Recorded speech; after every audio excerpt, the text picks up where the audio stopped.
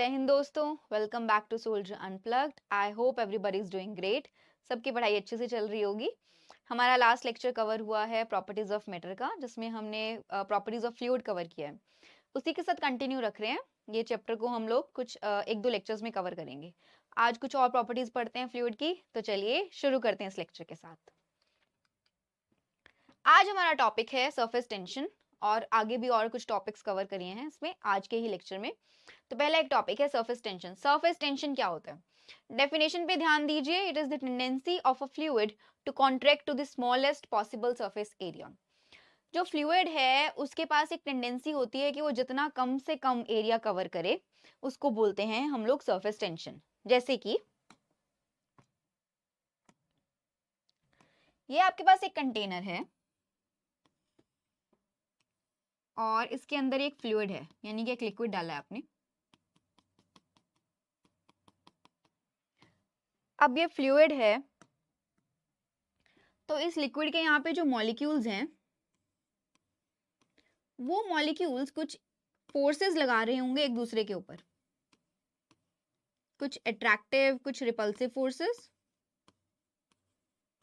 ठीक है, ठीक वैसे ही ये कंटेनर का सरफेस भी कुछ फोर्स लगा रहा होगा इन मॉलिक्यूल्स पे। ठीक है, ये सारी फोर्सेस जो कंटेनर का सरफेस लगा रहा है, ये मॉलिक्यूल्स एक दूसरे पे लगाते हैं, ये सब कैंसिल हो जाती हैं। इक्वल एंड ऑपोजिट फोर्सेस हैं, कैंसिल हो जाएंगी। सिर्फ ये टॉप लेयर वाली फोर्स बचती है जो ये ऊपर की तरफ लगती है। टॉप लेयर वाली जो फोर्स है जो ऊपर की तरफ लगती है, सिर्फ यही बचेगी। और इस फोर्स के कारण एक सरफेस टेंशन क्रिएट होती है इस पे। इस फोर्स के कारण इसको बोलते हैं फोर्स पर यूनिट लेंथ। एक यूनिट लेंथ के ऊपर जो फोर्स आई उसको बोलते हैं सरफेस टेंशन। इस सरफेस टेंशन की टेंडेंसी ये होती है कि ये जो सरफेस एरिया है उसको मिनिमम किया जा सके। जितना भी कम से कम किया जाएगा उतनी ही सरफेस टेंशन हम कहेंगे कि ज्यादा है। हम क्या कहेंगे कि सरफेस टेंशन ज्यादा है तो मतलब सरफेस एरिया कम है। ठीक है, सरफेस टेंशन का मतलब ही ये है कि इतना कम एरिया कर सके ये अपना, इसको बोलते हैं surface tension. That is force per unit length. आप कभी देखना यहाँ पे एक खिंचाव होता है, ऊपर वाली लेयर पे लिक्विड की एक खिंचाव होगा, उसी को बोलते हैं कि सरफेस टेंशन है। ठीक है, that is force per unit length. कैसे लिखेंगे इसको? Force per unit length, units क्या आएंगी? न्यूटन पर मीटर। और डायमेंशंस कैसे होगी? फोर्स की डायमेंशन क्या होती है?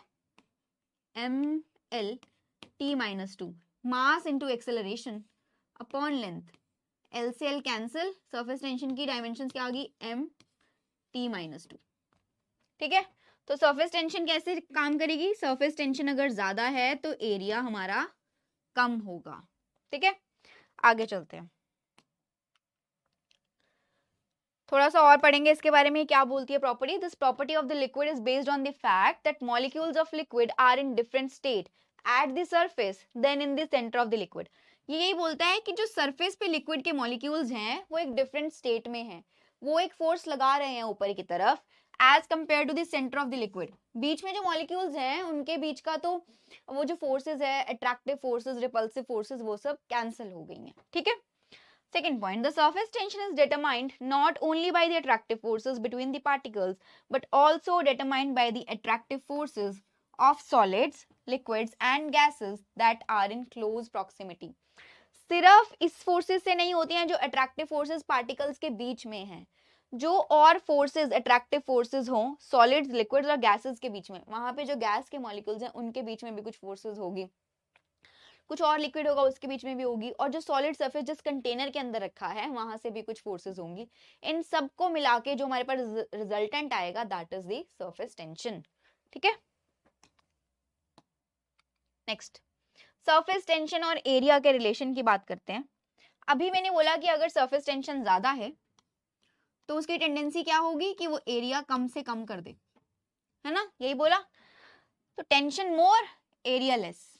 तो टेंशन अगर आप ज्यादा लेंगे तो आपका एरिया कम हो जाएगा। आप ऐसे याद कर सकते हैं, अभी आप खुला चौड़ा ऐसे छाती करके बैठे हैं, मजे में बैठे हैं, और अगर आपने टेंशन ले ली तो आप सिकुड़ जाएंगे, एरिया आपका कम हो जाएगा। थोड़ा सा इतना रिलेटेबल एग्जाम्पल नहीं है, बट याद करने के लिए आप कर भी सकते हैं याद। ठीक है, तो टेंशन ज्यादा है तो एरिया कम है। ठीक है, पॉल्यूटेड वाटर में क्या होता है, जो पानी गंदा है, पॉल्यूटेड वाटर, उसमें क्या होगा, पॉल्यूटेड वाटर की टेंशन ज्यादा होती है, पॉल्यूटेड वाटर की टेंशन ज्यादा होती है, जिसके कारण एरिया कम होता है। पॉल्यूटेड वाटर में क्या होता है, टेंशन ज्यादा होती है, एरिया कम होता है। अगर हम इसको प्योरीफाई करने की कोशिश करें, इसके अंदर कोई केमिकल डाल दें, डिटर्जेंट डाल दें, सोप सॉल्यूशन डाल दें, तो वही टेंशन, सोप सॉल्यूशन डाल दीजिए, मान लीजिए एग्जाम्पल ले रहे हैं, हमने इसके अंदर सोप सॉल्यूशन ऐड कर दिया, डिटर्जेंट ऐड कर दिया, तो क्या होगा, ये टेंशन कम हो जाएगी, और जैसे ही टेंशन कम हुई, सरफेस टेंशन कम हुई, एरिया इंक्रीज हो गया, एरिया इंक्रीज हो जाता है। ठीक है, कोल्ड वाटर, ठंडे पानी में क्या होता है, ठंडे पानी की क्या होती है, सरफेस टेंशन ज्यादा होती है, ठंडे पानी की सरफेस टेंशन ज्यादा होती है, तो एरिया कम। जैसे ही आप इस पानी को गर्म करेंगे, जैसे आप पानी को गर्म करेंगे, तो सरफेस टेंशन कम हो गई और एरिया ज्यादा हो गया। इसका एग्जांपल एप्लीकेशन बताऊंगी मैं आपको अभी। कोल्ड वाटर में क्या होता है, ठंडे पानी में क्या होता है, टेंशन ज्यादा है तो एरिया कम है। जैसे ही आपने इसको गर्म किया, सरफेस टेंशन कम हो गई, सरफेस टेंशन कम हुई तो एरिया इंक्रीज हो गया। ठीक है, कुछ एप्लीकेशंस करते हैं, अभी इसके बारे में बताऊंगी। देखो, जैसे मॉस्किटो कंट्रोल स्प्रे, कहीं पे पानी कलेक्ट हो जाता है, गंदा पानी, स्टेगनेंट वाटर, पानी इकट्ठा हो गया, जमा हो गया, तो वहां पे मच्छर पैदा हो जाते हैं। ठीक है, तो वहां पे वो म्युनिसिपल कॉर्पोरेशन वाले कुछ स्प्रे करते हैं मच्छरों को मारने के लिए। उसमें कॉन्सेप्ट क्या है, ये जो गंदा पानी जहां पे मच्छर हैं, ये पॉल्यूटेड वाटर, अभी आपने पढ़ा, इसका क्या होता है, इसकी सरफेस टेंशन ज्यादा है, इस पॉल्यूटेड वाटर की सरफेस टेंशन ज्यादा है, सरफेस टेंशन ज्यादा है तो एरिया कम है, सरफेस टेंशन ज्यादा है तो एरिया कम है। इसके ऊपर कुछ केमिकल डाल दिया, कुछ स्प्रे डाल दिया, कुछ भी ऐसा केमिकल, केरोसिन ऑयल डाल दिया, जिससे क्या होगा, सरफेस टेंशन कम हो जाएगी। केमिकल ऐड करने के बाद सरफेस टेंशन कम हो गई, जैसे ही सरफेस टेंशन कम हुई तो एरिया क्या होगा, इंक्रीज हो जाएगा। एरिया क्या हुआ, इंक्रीज हो गया। और इस एरिया इंक्रीज होने के कारण क्या होगा, अभी इस पानी की ऊपर वाली लेयर पे मच्छर बैठे हुए थे यहाँ पे, ठीक है, आराम से बैठे हुए हैं, कोई टेंशन नहीं है इनको। जैसे ही आपने इसमें कुछ केमिकल डाला, सरफेस टेंशन कम हुई, एरिया इंक्रीज हो गया, तो अब ये पानी की लेयर ऐसे हो जाएगी और ये मच्छर चले गए अंदर। अब इसके अंदर कुछ ऐसा केमिकल है जिनसे वो सफोकेट हो जाएंगे, उनकी डेथ हो जाएगी। ठीक है, मर जाएंगे मच्छर।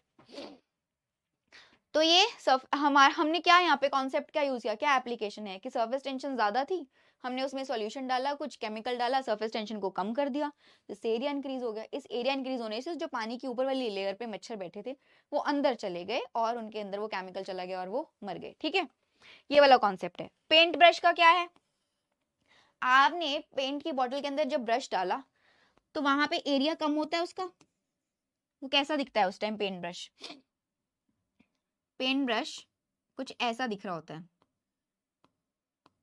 है ना, ये पेन ब्रश कुछ समझना पड़ेगा, ये लग तो नहीं रहा pen brush, anyways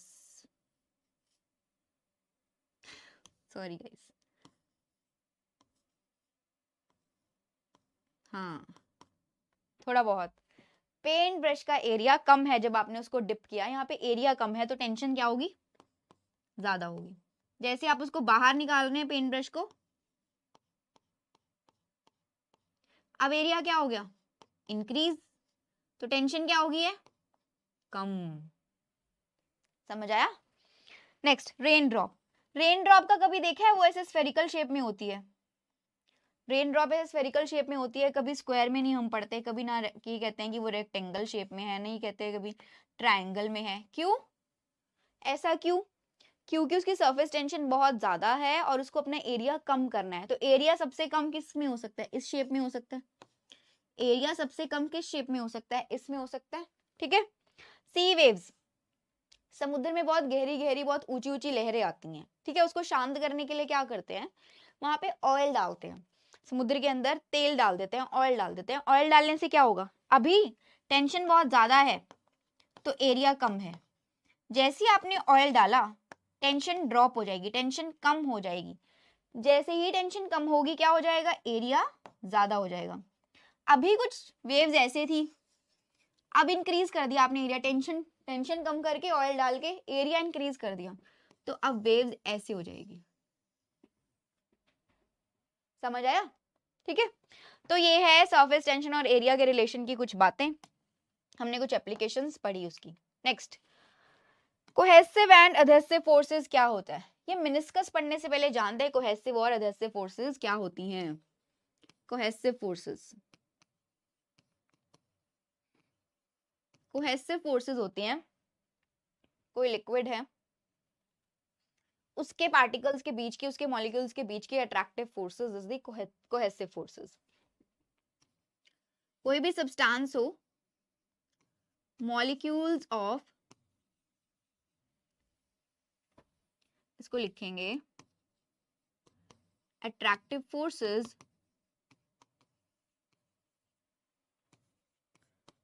between same substance molecules. एक ही मटेरियल के जो मॉलिक्यूल्स हैं उनके बीच की जो अट्रैक्टिव फोर्सेस होती हैं that is cohesive forces. For example पानी है, पानी के मॉलिक्यूल्स के आपस में जो अट्रैक्टिव फोर्सेस होंगी उसको क्या बोल देते हैं, कोहेसिव फोर्सेस। अधेसिव फोर्सेस कौन सी होती हैं? अधेसिव फोर्सेस आपने ना ये सुना होगा, अधेसिव वर्ड सबने सुना है। फेविकोल पे देखना कभी लिखा होता है अधेसिव, फेविकोल पे अधेसिव लिखा होता है। मतलब क्या है, पानी के मॉलिक्यूल की जो अट्रैक्टिव फोर्सेस हैं वो कंटेनर के मॉलिक्यूल्स के साथ, कंटेनर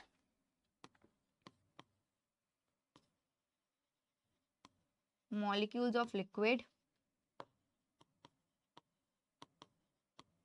एंड कंटेनर।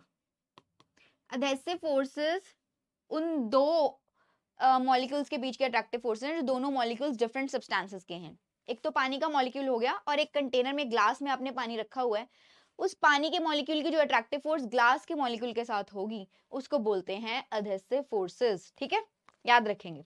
अच्छा अब देखो ध्यान से पढ़ो, यहाँ पे लिखा है मेनिस्कस क्या होता है, curved surface of the liquid when it is poured in the container. जब आप किसी ऐसे कंटेनर में पानी को किसी भी लिक्विड को डालते हैं तो एक कर्व्ड सरफेस बन जाता है, तो एक ऐसा कर्व्ड सरफेस बन जाएगा। अब आप यहाँ पे देखो ये बन गया कनकेव मेनिस्कस। वाटर के केस में क्या बन रहा है, कनकेव मेनिस्कस। बट मरकरी के केस में क्या बनता है, कन्वेक्स मेनिस्कस। मरकरी के केस में क्या बनता है, कन्वेक्स शेप आ रही है। अब इसको एक्सप्लेन करते हैं कैसे, देखो इसको एक्सप्लेन करते हैं कैसे। मैंने अभी बोला पानी के केस में कनकेव बन रहा है।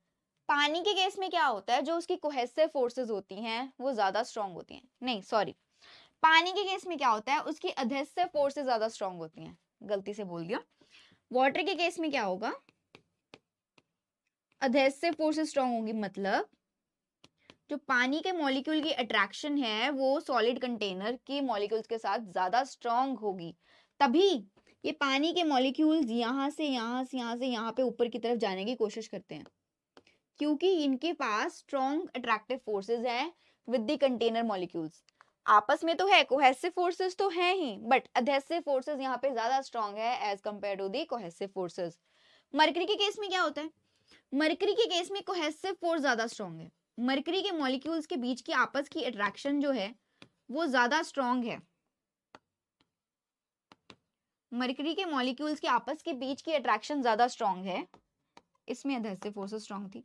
तो जब मरकरी के मॉलिक्यूल्स के बीच की आपस की फोर्सेस ज्यादा स्ट्रांग होती है तो ये एक दूसरे की तरफ अट्रैक्ट होते हैं और एक कन्वेक्स मेनिस्कस बन जाता है।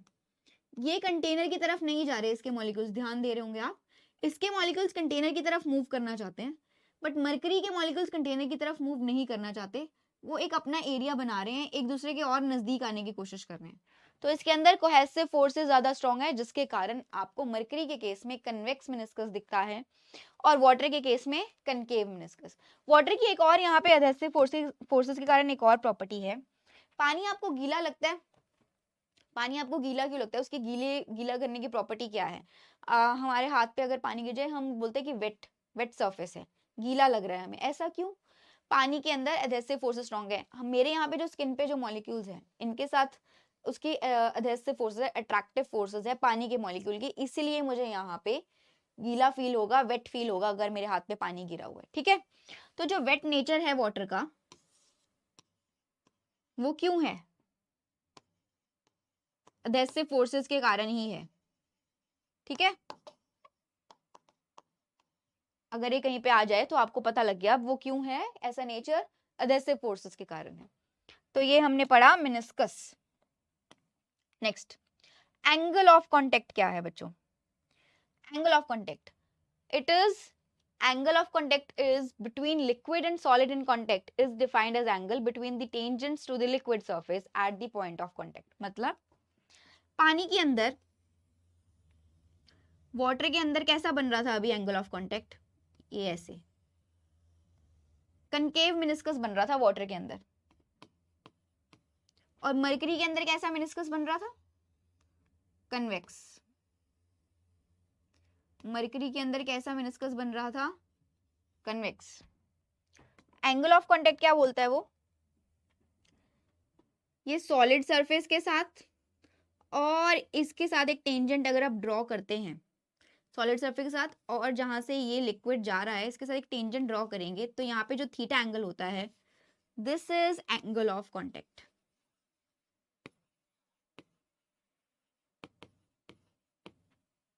ये सॉलिड सरफेस के साथ और एक कन्वेक्स जो लाइनिंग बनी है इसके साथ एक टेंजेंट ड्रॉ करेंगे तो जो ये थीटा बनता है, this is angle of contact. अभी एंगल ऑफ कांटेक्ट को और पढ़ते हैं कि ये क्या है। ये देखो,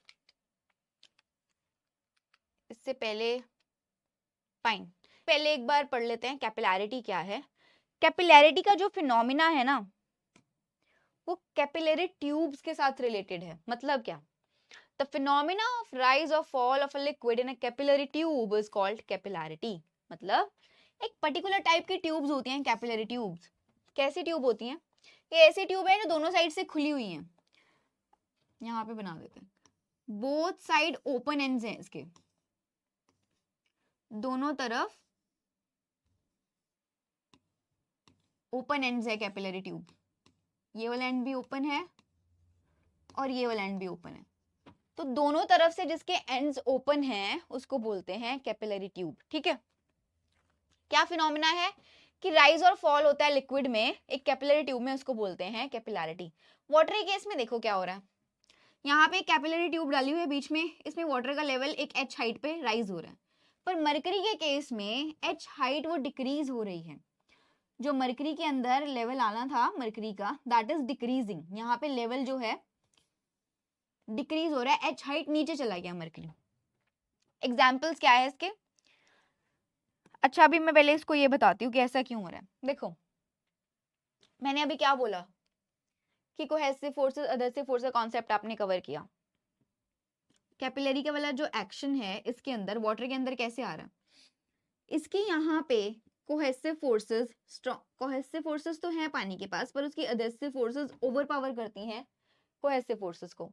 जो इसके साथ उसका रिलेशन है सॉलिड सब्सटेंस के मॉलिक्यूल्स के साथ, अट्रैक्टिव फोर्सेस ज्यादा अच्छी हैं।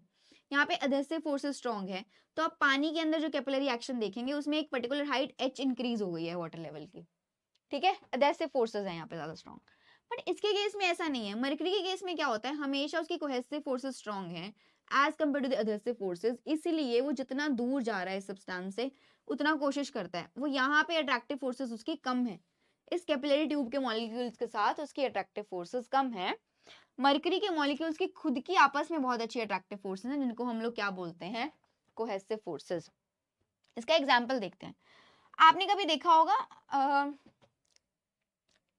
टॉवल लेंगे आप, टॉवल का ना एक छोटा सा कॉर्नर गीला करेंगे पानी से, ऑफ कोर्स पानी से करेंगे, तो वेट टॉवल का एक छोटा सा कॉर्नर गीला करेंगे तो आप देखना वो काफी आगे तक गीला हो जाता है।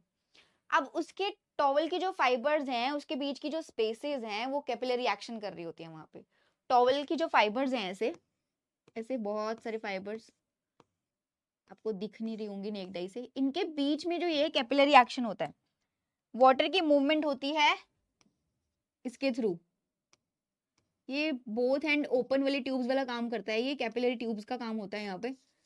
बिल्कुल वही वाला कॉन्सेप्ट यूज होता है, और वो पानी आगे तक जाता है, फाइबर्स के बीच में से जो कैपिलरी ट्यूब्स बन रही हैं टॉवल के अंदर, वहां से पानी आगे तक जाएगा और वो आगे तक थोड़ा सा गीला हो जाता है टॉवल, ठीक है। नेक्स्ट, कैंडल विक या फिर दिया। कैंडल विक या फिर दिया का देखा है आपने, कैसे आप जलाते हैं कैंडल को या फिर दिया को, वो चलता रहता है। आपने घी डाला दिया में, आपने घी डाला दिया में और उसके अंदर बाती रखी और अभी आपने जलाया, तो वो घी अपने आप ले रहा होता है। वो कैसे लेते हैं, अभी कॉटन का बना हुआ है मान लीजिए, वो बाती कॉटन की है, ठीक है, और ये आपका दिया है, ठीक है। यहाँ पे आपने घी डाला, ये जलता रहता है, ये घी अपने आप लेता रहता है। ये घी किस एक्शन से जा रहा है इसके अंदर, कैपिलरी एक्शन से जा रहा है। कैपिलरी ट्यूब्स हैं, कॉटन की फाइबर्स के बीच में कुछ कैपिलरी ट्यूब्स बन जाती हैं जिससे कैपिलरी एक्शन परफॉर्म होता है, और वो घी उसी प्रोसेस से जा रहा होता है और वो दिया जलता रहता है जब तक घी खत्म नहीं होता, ठीक है। प्लॉइंग ऑफ लैंड का मतलब क्या है, खेत जोतना। इसका मतलब क्या होता है, देखो आप किसान ने फसल लगाई और फसल ऊपर से काट ली, हार्वेस्ट कर ली, कोई क्रॉप लगाई थी मान लो, गेहूं लगाए, चावल लगाए, कुछ भी लगाया, उसने ऊपर से काट लिया, जो भी यील्ड प्रोडक्शन हुई वो निकाल ली। अब उसके बाद यहाँ पे ये ऐसे क्रॉप लगी हुई थी, ये काट ली है, ये नीचे इसके रूट्स हैं, ये नीचे रूट्स हैं। ऊपर से तो काट ली फसल उसने, ऊपर से तो निकाल ली फसल, ये रूट्स बच गई नीचे।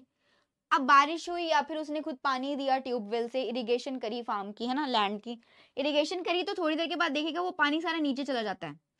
ऊपर कुछ भी सिंचाई कर लो, ऊपर पानी नहीं रहता है इस पे, धरती पे तो सूखी लगती है, ऊपर पानी वो नीचे चल जाता है। पानी कैसे जा रहा है नीचे, कैपिलरी एक्शन के थ्रू, ये रूट्स के थ्रू। यहाँ पे बीच में कुछ कैपिलरी ट्यूब्स के फॉर्म में स्पेसेस क्रिएट हो जाती हैं यहाँ पे, और इसके थ्रू पानी नीचे चला जाता है, ऊपर नहीं रहता कुछ भी। तो इसीलिए वो क्या करते हैं, प्लॉ करते हैं लैंड को, जोताई करते हैं खेत की। शायद मैं गलत प्रोनाउंस कर रही हूँ वर्ड ये हिंदी में, बट यही बोलते हैं मेरे अकॉर्डिंग। तो वो लैंड को प्लो करते हैं, मतलब अच्छे से एक जैसा एक लेवल पे लेके आते हैं लैंड को, दोबारा से दोबारी नई क्रॉप लगाने से पहले। क्योंकि ऐसे क्या होता है, कैपिलरी एक्शन के कारण पानी सारा नीचे जाता रहता है और ऊपर से धरती हमेशा सूखी दिखती रहती है, ठीक है। Next, okay fine. अभी आपने पढ़ा ना, ये एच हाइट इंक्रीज हो जाता है, water level H height increase हो गया, और मरकरी में एच हाइट डिक्रीज हो जाता है। हमने बोला कोहेसिव और एडहेसिव फोर्सेस का कॉन्सेप्ट है। इसके लिए एक फॉर्मूला है हमारे पास, H is equal to 2t cos theta rho G R. H है हाइट कितनी है कैपिलरी ट्यूब की, R is the radius of the capillary tube. ये ऐसे एक ओपन ट्यूब है और यहां से हम लोग रेडियस चेक करते हैं, ठीक है। Rho is the density of the liquid और the water, theta is the angle of contact. Angle of contact आपने पढ़ा, अगर ये ऐसे है तो ये कनकेव मेनिस्कस वाटर के अंदर फॉर्म होगा, सॉलिड सरफेस के साथ, और एक टेंजेंट ड्रॉ करेंगे, तो this is theta and this is angle of contact, ठीक है। and g is the acceleration due to gravity, t is the surface tension, h is equal to 2t cos theta upon rho g r। Question इसमें से कैसे आएगा, वो आपको r का relation h के साथ पूछ लेगा। वो कहेगा कि अगर हमने r कम कर दिया, रेडियस कम कर दिया है कैपिलरी ट्यूब का, अगर r रिड्यूस कर दिया तो h क्या होगा, इंक्रीज हो जाएगा। r रिड्यूस करने का मतलब इसको और नैरो कर दिया, इसकी विड्थ और कम कर दिया, नैरो कर दिया ट्यूब को, और ऐसे नैरो कर दिया ट्यूब को, तो इस केस में क्या होगा, h इंक्रीज हो जाएगा। और अगर r इंक्रीज कर देते हैं तो h क्या हो जाता है, डिक्रीज हो जाता है। थीटा के साथ क्या रिलेशन है, cos थीटा। ध्यान देंगे क्या रिलेशन है, cos थीटा। 0 से 90 डिग्री तक cos थीटा की वैल्यू क्या रहती है, पॉजिटिव। यानी कि अगर एंगल ऑफ कांटेक्ट यानी कि थीटा की वैल्यू अगर 0 से 90 तक है, तो ये हाइट के अंदर जो इंक्रीज आएगा वो क्या आएगा, पॉजिटिव आएगा। जैसे ही 90 क्रॉस करता है cos थीटा की वैल्यू क्या हो जाती है, माइनस में चली जाती है। तो अगर थीटा एंगल ऑफ कांटेक्ट 90 से ऊपर चला जाता है तो हाइट क्या हो जाएगी, आपकी नेगेटिव में आ जाएगी, यानी कि हाइट नीचे की तरफ आ जाएगी, ठीक है। ये फॉर्मूला याद करना है। इस फॉर्मूला से ऐसे रिलेशन में क्वेश्चन पूछ सकता है कि अगर हमने रेडियस कम कर दिया तो हाइट के साथ क्या होगा, और एंगल ऑफ कांटेक्ट की आपको वैल्यू दे देगा, थीटा की वैल्यू ये है, तो आप cos थीटा के हिसाब से पता लगाएंगे कि हाइट में क्या चेंज आता है। Next, viscosity. Viscosity is the measure of the fluids resistance to flow. Fluid में लिक्विड और गैस दोनों की बात कर रहे हैं। जब भी फ्लूइड पढ़ेंगे हम लोग लिक्विड और गैस दोनों को पढ़ते हैं, कहीं पे लिक्विड अगर हम पढ़ रहे हैं तो स्पेसिफाई करते हैं कि लिक्विड के बारे में पढ़ रहे हैं, ठीक है। विस्कोसिटी क्या होता है? Measure of fluids resistance to flow. मान लीजिए ऐसे ये पानी है, अब इस पे एक फ्रिक्शनल फोर्स लगे, इसको कोई रोक रहा है, इसके फ्लो को, ये ट्यूब के अंदर वाटर फ्लो कर रहा है, इसकी फ्लो में कोई अड़चन आ रही है, मतलब ये फ्लो, इसके फ्लो को कोई रोक रहा है, वो जो रुकावट इसको फील होगी, वो जो रेजिस्टेंस इसको फील होगी, दैट इज व्हाट? विस्कोसिटी। उस रेजिस्टेंस को क्या बोलते हैं? विस्कोसिटी बोलते हैं। For example, water is more viscous than honey, this is wrong, ये गलत लिख दिया। Water is less viscous than honey. Honey, शहद और पानी में कौन सी चीज ज्यादा गाढ़ी होती है? हनी, शहद ज्यादा गाढ़ा होता है, तो हनी क्या है? ज्यादा विस्कस है as compare to water. Honey is more viscous than water. Honey के अंदर रेजिस्टेंस टू फ्लो ज्यादा है, उसके फ्लो में रेजिस्टेंस उसको ज्यादा मिल रही है एज कंपेयर टू वाटर। यानी कि उस गाढ़ेपन को अगर देसी भाषा में बोलें कि विस्कोसिटी क्या है, उसका गाढ़ापन कितना है, वो कितना गाढ़ा है, उसका नेचर, ठीक है, तो उसको बोलते हैं विस्कोसिटी। अब कुछ रिलेशंस पढ़ेंगे कि कैसे विस्कोसिटी में टेम्परेचर के साथ उसका क्या रिलेशन है। Viscosity of liquid decreases with rise in temperature. मतलब क्या कहता? लिक्विड की जो विस्कोसिटी है वो डिक्रीज हो जाएगी, कम हो जाएगी, अगर हम लोग टेम्परेचर में इंक्रीज कर देते हैं। समझते हैं कैसे? देखो, लिक्विड के मॉलिक्यूल्स हैं, लिक्विड के मॉलिक्यूल सॉलिड के कंपैरिजन में थोड़े दूर होते हैं, ऐसे इनके बीच में कुछ इंटरमॉलिक्यूलर फोर्सेस हैं। ऑफ कोर्स सॉलिड के कंपैरिजन में इंटरमॉलिक्यूलर फोर्सेस थोड़ी वीक हैं, बट गैस के साथ रिलेट करेंगे तो थोड़ी स्ट्रांग है, ठीक है। इनके बीच में कुछ इंटरमॉलिक्यूलर फोर्सेस हैं। अब हमने टेम्परेचर इंक्रीज कर दिया, टेम्परेचर इंक्रीज कर दिया, मान लीजिए मैंने टेम्परेचर इंक्रीज कर दिया, तो क्या होगा? टेम्परेचर इंक्रीज कर दिया तो इनके पास कुछ काइनेटिक एनर्जी आएगी। क्यों आएगी काइनेटिक एनर्जी? टेम्परेचर इंक्रीज किया तो इसकी जो ये मॉलिक्यूलर फोर्सेस थी आपस में, वो टूटने लगेगा, बॉन्ड एक दूसरे से दूर जाने लगेंगे। जब दूर जाने लगेंगे तो क्या होगा? ज्यादा मोशन में आ गए तो काइनेटिक एनर्जी क्या होगी? इंक्रीज होगी। जब काइनेटिक एनर्जी इंक्रीज हो गई, वो मोशन में आ गए हैं, तो रेजिस्टेंस क्या मिल रही है अब उसको? लिक्विड के मॉलिक्यूल्स को रेजिस्टेंस कैसी मिल रही है? कम रेजिस्टेंस मिल रही है। तो क्या बोलता है कि viscosity of the liquid decreases with rise in temperature. Temperature बढ़ाया तो जो उनके बीच की मॉलिक्यूलर फोर्सेस थी वो अब कम हो गई है, उनके अंदर काइनेटिक एनर्जी ज्यादा आ गई है। काइनेटिक एनर्जी ज्यादा आने से उनका फ्लो और स्मूथली होने लग जाएगा। जब फ्लो स्मूथ हो रहा है, कोई रेजिस्टेंस कम हो गई है, तो हम क्या बोलते हैं? विस्कोसिटी डिक्रीज हो गई है। याद रखेंगे। गैस के अंदर क्या बोलता है कि viscosity of gas increases with rise in temperature. Gas के अंदर ऑपोजिट है, इसको याद रखना है, दिमाग में बिठा लो। गैस के अंदर क्या बोलता है कि गैस के अंदर विस्कोसिटी इंक्रीज हो जाती है टेम्परेचर बढ़ाने से। कैसे? ये गैस के मॉलिक्यूल्स हैं, बहुत दूर दूर पड़े हैं, बहुत दूर दूर हैं, बहुत स्पेस है इनके बीच में, ठीक है। अभी ऐसे है गैस के मॉलिक्यूल्स, बहुत दूर है, मैंने इसका टेम्परेचर इंक्रीज कर दिया। टेम्परेचर इंक्रीज करने से क्या होगा? इनके पास क्या आ गई? काइनेटिक एनर्जी आ गई। जब इनके पास काइनेटिक एनर्जी आ गई, एक दूसरे से क्या करेंगे? कोलाइड करेंगे। एक दूसरे से क्या करेंगे? टकराने लग जाएंगे एक दूसरे से। एक दूसरे से टकरा रहे हैं, जब टकराएंगे तो क्या फ्रिक्शन हो रही है? फ्रिक्शन फोर्स दे रहे हैं एक दूसरे को, एक दूसरे से टकराने लग गए तो फ्रिक्शनल फोर्सेस इंक्रीज होगी। यहाँ पे एक दूसरे के फ्लो में रुकावट बन रही है, तो उससे क्या हो रहा है? मतलब फ्लो में रुकावट आ रही है तो मतलब क्या हो रहा है? डेंसिटी इंक्रीज हो, सॉरी विस्कोसिटी इंक्रीज हो रही है। विस्कोसिटी क्या हो रही है? गैस की इंक्रीज हो रही है टेम्परेचर इंक्रीज करने से, क्योंकि उनके बीच का कोलिजन इंक्रीज हो जाता है। जब मॉलिक्यूल्स आपस में टकराएंगे, कोलिजन इंक्रीज हो जाएगा, तो उसके फ्लो में रेजिस्टेंस आएगी, फ्रिक्शनल फोर्सेस बढ़ गई हैं एक दूसरे के साथ, है ना। एक दूसरे को टक्कर मार रहे हैं, वो एक दूसरे के साथ कोलाइड कर रहे हैं, जिसके कारण उसके मोशन में, उसके फ्लो में रुकावट बन रही है, तो उसको क्या बोलेंगे? विस्कोसिटी इंक्रीज हो गई। Viscosity of liquid is due to the cohesive forces. अभी लिक्विड के अंदर जो विस्कोसिटी होती है वो किस फोर्सेस के कारण होती है? Cohesive forces. कोहेसिव फोर्सेस कौन सी फोर्सेस हैं? जो लिक्विड के मॉलिक्यूल्स के अंदर होती है। लिक्विड के मॉलिक्यूल्स की जो आपस के अंदर अट्रैक्टिव फोर्सेस होती है, उसको क्या बोलते हैं? Cohesive forces. आपस की जो अट्रैक्टिव फोर्सेस हैं, अगर वो स्ट्रॉन्ग हैं तो जो लिक्विड है वो ज्यादा विस्कस होगा, ज्यादा गाढ़ा होगा, ठीक है। Viscosity of gas is due to the diffusion of molecule from one layer to another. Gases के केस में ये विस्कोसिटी को क्या बोल रहा है? डिफ्यूजन का नाम दे रहे हैं, मतलब viscosity of gas is due to diffusion of molecule from one layer to another. एक लेयर से गैस के मॉलिक्यूल्स दूसरी लेयर में जा सकते हैं नहीं जा सकते, दैट डिसाइड्स द विस्कोसिटी। और गैसेस के केस में ये फिनोमेना क्या होता है, डिफ्यूजन का फिनोमेना होता है। गैस के मॉलिक्यूल्स क्या करते हैं, डिफ्यूजन करते हैं, एक लेयर से दूसरी लेयर में जाते हैं। तो अब ये जा पा रहे हैं, डिफ्यूजन हो पा रही है, दैट इज विस्कोसिटी। समझ आ गया, ये जा पा रहे हैं, दूसरी लेयर में जाएंगे या नहीं जाएंगे, that is what, that is viscosity. SI unit क्या होती है विस्कोसिटी की, पोइस या फिर पास्कल सेकेंड। क्या होती है, पोइस या फिर pascal second. Next, coefficient of viscosity पढ़ते हैं अब। देखो, coefficient of viscosity has been defined as the frictional force required for maintaining a steady 1 centimeter per second velocity difference between the two parallel layers of the fluid or a given fluid।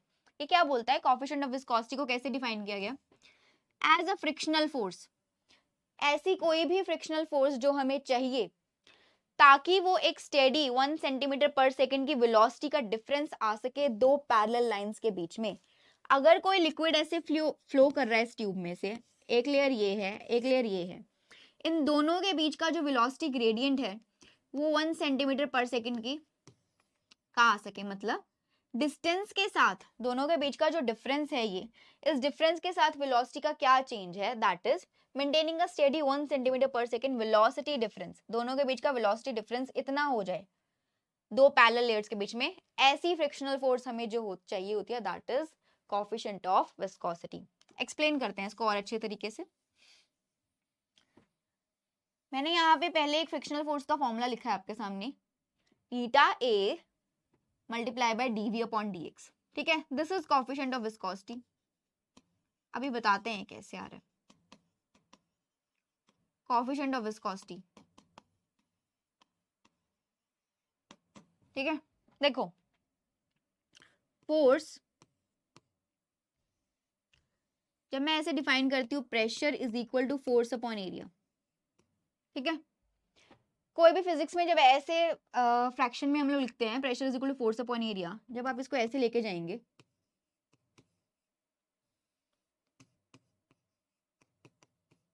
तो ये बन जाता है ऐसे। क्या बन गया, force is directly proportional to area. मतलब अगर फोर्स इंक्रीज हो रही है तो एरिया भी इंक्रीज हो रहा है, फोर्स इंक्रीज हो रही है तो एरिया भी इंक्रीज हो रहा है, यानी कि जो फोर्स है डायरेक्टली प्रोपोर्शनल है एरिया के। ठीक है, नेक्स्ट, अब इसने फ्रिक्शनल फोर्स में ये बोला कि वो वेलोसिटी ग्रेडियंट के भी डायरेक्टली प्रोपोर्शनल है। मतलब क्या है इसका, वेलोसिटी ग्रेडियंट का मतलब क्या है, dv upon dx is the velocity gradient. दोनों के बीच में जो वेलोसिटी डिफरेंस आएगा, ये जो डिस्टेंस है दोनों के बीच में, एक लेयर यहाँ पे एक लेयर यहाँ पे, इनके बीच का जो x डिस्टेंस है, इसके कारण जो वेलोसिटी डिफरेंस आता है, that is velocity gradient. For example, ये एक ट्यूब है या फिर कोई पाइप है, इसके अंदर लिक्विड फ्लो कर रहा है, कोई भी लिक्विड हो सकता है, इसके अंदर लिक्विड फ्लो कर रहा है। तो क्या होता है, जो ये ऊपर वाली लेयर होती है मॉलिक्यूल्स की, ये ऐसे,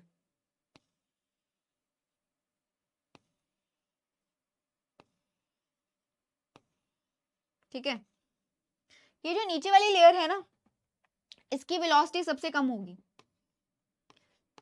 इसकी वेलोसिटी सबसे कम होगी इस लेयर की, और इस लेयर की वेलोसिटी सबसे ज्यादा होगी। देखो, एक तो यहाँ पे इसके पास नीचे से कोई फ्रिक्शनल फोर्स नहीं है, इसके पास अभी इसके ऊपर ये फ्रिक्शनल फोर्स लगा रहे हैं सारे, ऊपर वाली लेयर्स इसके ऊपर फ्रिक्शनल फोर्स लगा रही है। ठीक है, एक तो फ्रिक्शनल फोर्स लग रही है, उसके कारण रेजिस्टेंस टू फ्लो आ रहा है। दूसरा मैं ये वाला एक्सप्लेन करूंगी, पहले फ्रिक्शनल फोर्स वाला देखो। अब जो बीच वाली लेयर्स हैं उसके ऊपर नीचे से भी फ्रिक्शनल फोर्स लग रही है, ऊपर से भी फ्रिक्शनल फोर्स लग रही है, और सबसे ऊपर वाली लेयर के पास देखो, नीचे से ही है सिर्फ फ्रिक्शनल फोर्स, ऊपर से कोई फ्रिक्शनल फोर्स नहीं है, ऊपर से यहाँ से कोई फ्रिक्शनल फोर्स उसके पास नहीं है, अलग से है ऊपर से। ठीक है, अब देखो, इसका जो डिफरेंस है यहाँ पे x, वो बहुत कम है as compare to this x, as compare to this x। x के साथ क्या रिलेशन आ रहा है इस फ्रिक्शनल फोर्स का, जैसे जैसे ये x इंक्रीज होता है, फोर्स क्या हो जाती है, कम हो जाती है। जैसे जैसे ये dx इंक्रीज होगा, फ्रिक्शनल फोर्स क्या हो जाएगी, कम। यहाँ पे ये dx सबसे कम है, तो फ्रिक्शनल फोर्स क्या है, सबसे ज्यादा। यहाँ पे ये जो x इसके बीच का जो डिफरेंस है, पाइप के साथ इसका जो डिफरेंस है x डिस्टेंस, वो बहुत कम है। अगर ये x कम है तो फ्रिक्शनल फोर्स बहुत ज्यादा है। यहाँ पे बहुत ज्यादा फ्रिक्शनल फोर्स मिल रही है जिसके कारण वेलोसिटी कम हो गई, मतलब रेजिस्टेंस मिल रहा है इसको ज्यादा, फ्लो करने में इसके रुकावट ज्यादा आ रही है, तो इसकी विस्कोसिटी सॉरी वेलोसिटी कम हो गई। जैसे जैसे ऊपर जाएंगे x इंक्रीज हो रहा है, x इंक्रीज हो रहा है, जैसे जैसे x इंक्रीज होगा फ्रिक्शनल फोर्स कम होती जाएगी। जैसे जैसे फ्रिक्शनल फोर्स कम हो गई, सबसे ऊपर वाली लेयर में देखेंगे सबसे ज्यादा x यहीं पे है, मैक्सिमम x कहाँ पे है, ऊपर वाली लेयर में है सबसे ज्यादा x, ठीक है। सबसे ज्यादा x कहाँ है, ऊपर वाली लेयर में है। तो ऊपर वाली लेयर के पास सबसे ज्यादा x है, सबसे ज्यादा नीचे से डिस्टेंस आप देखेंगे x मैक्सिमम ऊपर वाली लेयर के पास है, तो इसकी फ्रिक्शनल फोर्स क्या होगी, फ्रिक्शनल फोर्स क्या होगी, सबसे कम होगी। तो अगर इसके पास फ्रिक्शनल फोर्स सबसे कम है तो इसकी वेलोसिटी क्या है, सबसे ज्यादा है। तो मतलब जो नीचे ऊपर वाली लेयर होती है ये मैक्सिमम वेलोसिटी के साथ चलती है, और नीचे वाली लेयर जो है वो मिनिमम वेलोसिटी के साथ चलती है। इसी से रिलेशन आता है कि जो फोर्स है डायरेक्टली प्रोपोर्शनल टू ए है, यानी कि area, and also the velocity gradient, यानी कि वेलोसिटी के अंदर जो चेंज आता है with respect to the distance, velocity के अंदर जो चेंज आता है with respect to this X distance, उसको बोलते हैं वेलोसिटी ग्रेडियंट। इस फॉर्मूला के लिए फिर हमने एक कांस्टेंट लिया, दैट इज ईटा, इसको बोलते हैं coefficient of viscosity is equal to A DV upon DX, ऐसे आता है ये फॉर्मूला, ठीक है। अब इसके लिए इसकी यूनिट्स और डायमेंशनल फॉर्मूला निकालते हैं। कहाँ पे निकालें, यहीं पे, यहीं पे करते हैं।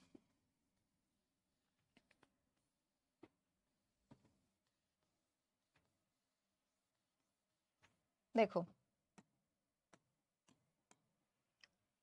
ठीक है, इसका इसकी यूनिट्स और डायमेंशनल फॉर्मूला निकालते हैं ईटा का।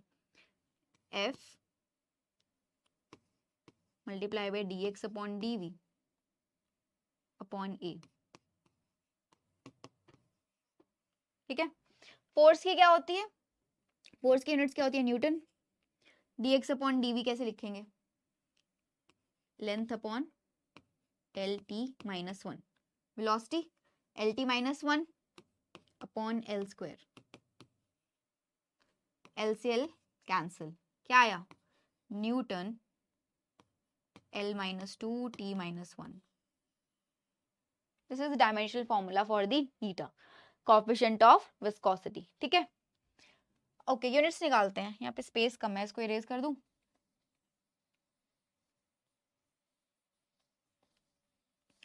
इसके यूनिट्स निकालते हैं। यूनिट्स कैसे आएगी, सॉरी इसको न्यूटन नहीं लिख सकते, wait wait wait wait wait, force की डायमेंशनल फॉर्मूला ऐसे नहीं आएगा, force frictional force multiply by, ठीक है, ठीक है। आगे फोर्स की क्या होती है dimensions, mass into acceleration, M L T minus two, यही होती है मास इनटू एक्सेलरेशन। एक्स के लिए length L upon V, V का क्या होता है, वेलोसिटी का क्या होता है, L T minus one, area के लिए एल स्क्वायर, एक एल से एक एल कट गया, एक एल से एक एल ये कट गया, ठीक है। क्या आई डायमेंशनल फॉर्मूला, क्या है, M L minus one T minus one. देखो ये t माइनस टू है, t माइनस वन है, ऊपर जाके क्या हो गया, ये वन हो गया, माइनस टू और वन माइनस वन, और ये l यहाँ पे एक बचा, ये ऊपर जाके क्या हो गया minus one, M L minus one T minus one, क्या आ गई इसकी डायमेंशनल फॉर्मूला आ गया। इसकी यूनिट्स निकालते हैं, यूनिट्स निकालेंगे इसी फॉर्मूला से। फोर्स की यूनिट्स क्या होती हैं, न्यूटन, फोर्स की यूनिट क्या होती है, न्यूटन। दूसरे कलर से करती हूँ, एक मिनट। फोर्स की यूनिट क्या होती है, न्यूटन, dx मीटर्स, लेंथ के लिए क्या लेते हैं हम लोग, मीटर्स, वेलोसिटी के लिए क्या लेते हैं हम लोग, मीटर पर सेकेंड, और एरिया मीटर स्क्वायर, क्या आया,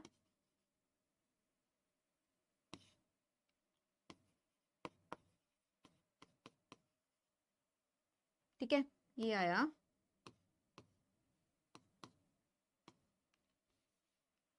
newton second metre raise to power -2।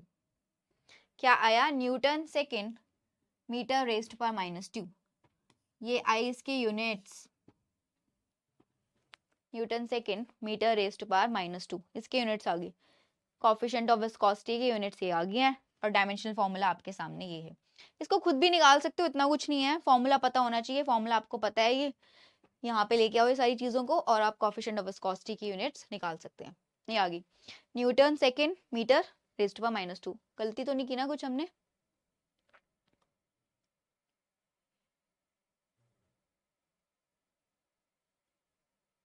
नहीं, आई डोंट थिंक सो कोई गलती की है।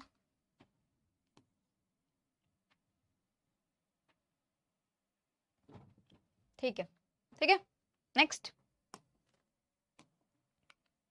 Effect of pressure. टेम्परेचर का इफेक्ट तो आपने पढ़ लिया, फ्लूइड्स के ऊपर, लिक्विड के ऊपर, है ना। गैस के ऊपर भी चेक कर लिया, विस्कोसिटी में क्या चेंज आ रहा था। प्रेशर के कारण देखो क्या होता है, viscosity of the liquid increases with the increase in pressure. Pressure से क्या होगा, अगर हमने प्रेशर इंक्रीज कर दिया, अगर हमने प्रेशर इंक्रीज कर दिया तो कहता है विस्कोसिटी इंक्रीज हो रही है। अभी जो लिक्विड के मॉलिक्यूल्स थे वो ऐसे हैं, ठीक है। अभी इनके बीच में कुछ इंटरमॉलिक्यूलर फोर्सेस हैं।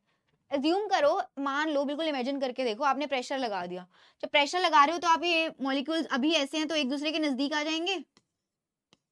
अभी एक दूसरे के नजदीक आ गए, नजदीक आ गए तो फ्रिक्शनल फोर्सेस बढ़ गई, फ्रिक्शनल फोर्सेस बढ़ गई तो विस्कोसिटी बढ़ गई, ठीक है। तो विस्कोसिटी लिक्विड की इंक्रीज हो गई with increase in the pressure. Viscosity of water जो है इसका ऑपोजिट चलता है, केस याद रखना है। Viscosity of the water decreases with the increase in pressure. इसको याद कर लो कि पानी के केस में क्या होता है, और सारे लिक्विड्स में तो ऐसा ही हो रहा है जैसे मैंने अभी आपको बताया। पानी के केस में क्या होगा, विस्कोसिटी डिक्रीज हो जाएगी जैसे जैसे आप प्रेशर इंक्रीज करेंगे, ठीक है।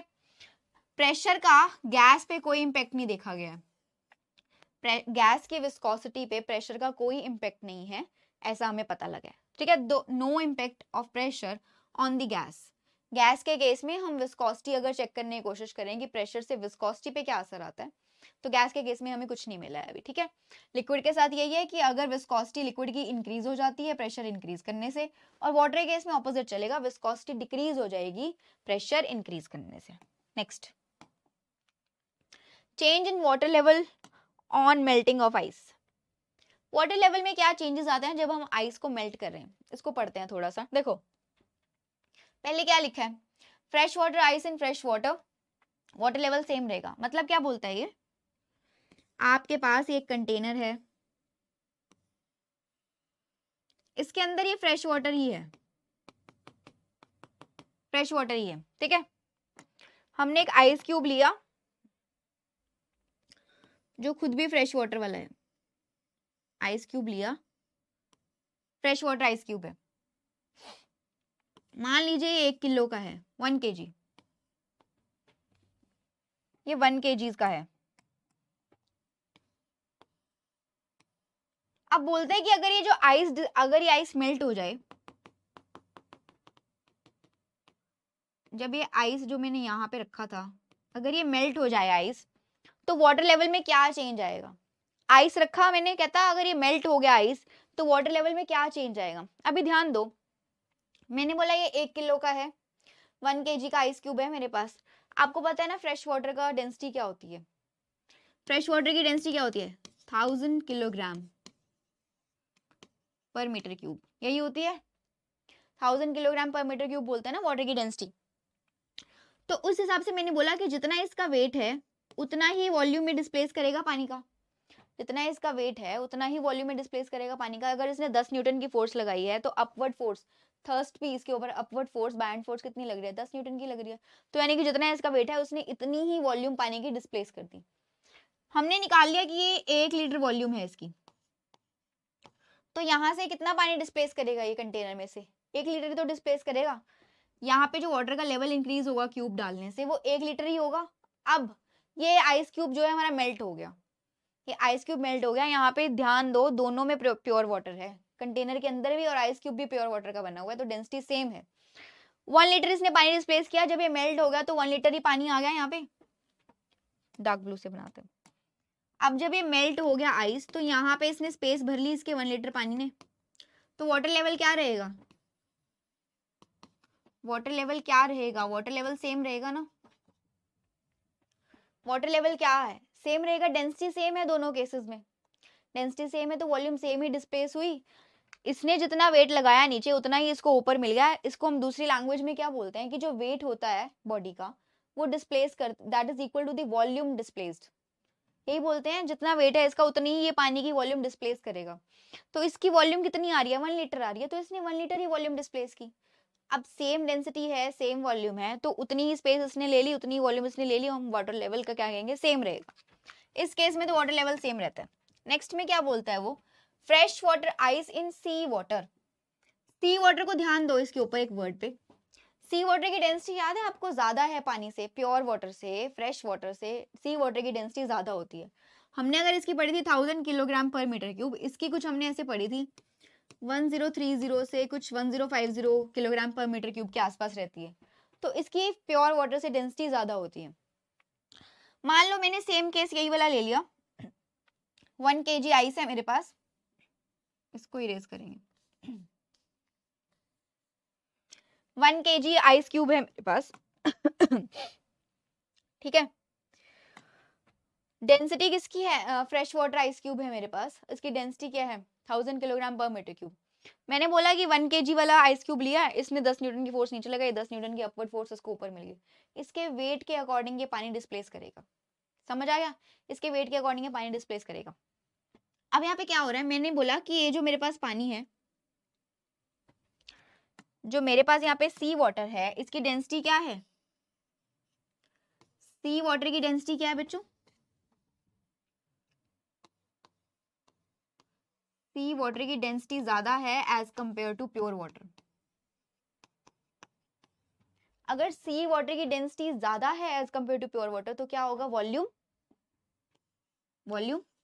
कम हो जाएगी, वॉल्यूम डिक्रीज हो जाएगी। समझ रहे हो, डेंसिटी क्या होती है, मास अपॉन वॉल्यूम।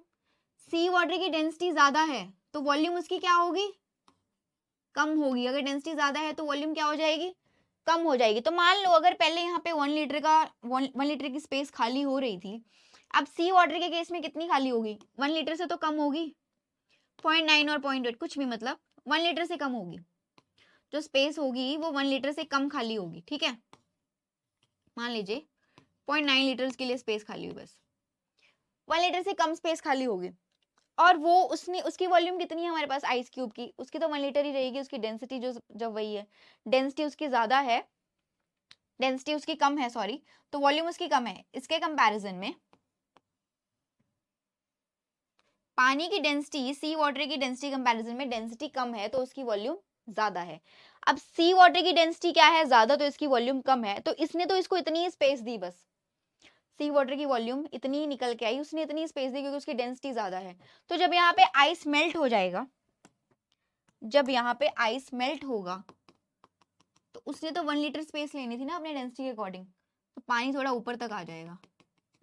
जब आइस मेल्ट हो जाएगा तो पानी थोड़ा ऊपर तक आ जाएगा, तो हम इसलिए क्या बोलते हैं कि वाटर लेवल राइज हो जाता है, वाटर लेवल राइज हो जाता है। ध्यान देना, मैंने यहाँ पे सिर्फ कौन सा कॉन्सेप्ट यूज किया, उन्होंने उन्होंने जो सी वाटर लिख दिया उसी के ऊपर सारा कॉन्सेप्ट है। हमने बोला कि डेंसिटी ज्यादा है, डेंसिटी ज्यादा है तो क्या हो जाएगा, वॉल्यूम कम हो जाएगी। इसमें कुछ वैल्यूज लेने की जरूरत नहीं है, ऐसे समझो, सिर्फ इसको एज एन एज्यूम करके देखो कि अगर सी वाटर की डेंसिटी ज्यादा है तो उसकी वॉल्यूम कम होगी, वॉल्यूम कम होगी। हमारे पास ये तो फ्रेश वाटर का क्यूब है ना, तो इसकी वॉल्यूम तो सेम है, इसने तो उतनी जगह लेनी थी जितनी पहले ले रहा था, अब इसको कम वॉल्यूम मिल रही है यहाँ पे, अब इसको कम वॉल्यूम मिल रही है यहाँ पे, इस स्पेस में कम वॉल्यूम मिल रही है।